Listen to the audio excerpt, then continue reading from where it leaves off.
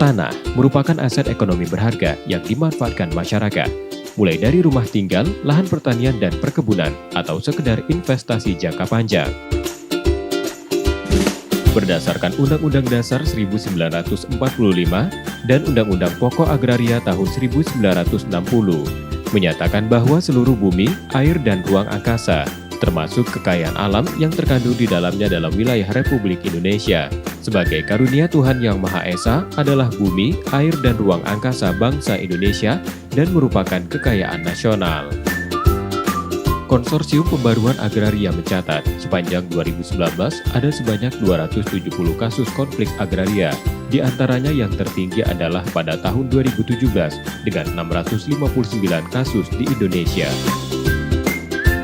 Oleh karena itu, untuk mencegah penyerobotan tanah dari pihak-pihak yang tidak bertanggung jawab dan memberikan kepastian hukum dan perlindungan atas tanah, pemerintah melalui PP nomor 24 tahun 1997 menerbitkan sertifikat hak sebagai bukti kepemilikan sah terkuat atas tanah.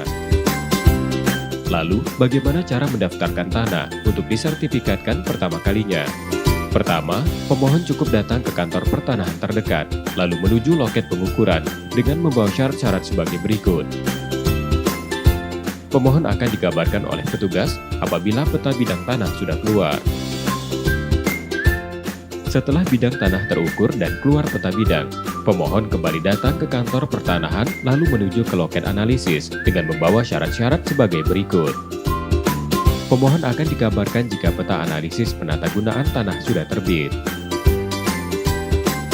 Lalu, pemohon kembali datang ke kantor pertanahan dan menuju ke loket penetapan dengan membawa syarat-syarat sebagai berikut.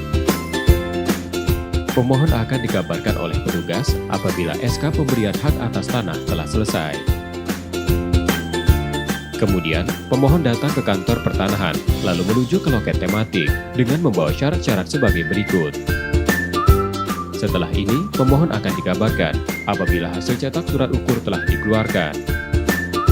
Sebelum didaftarkan menjadi sertifikat, pemohon diwajibkan untuk membayar bea perolehan hak atas tanah dan bangunan atau BPHTB ke Dinas Pendapatan Daerah setempat.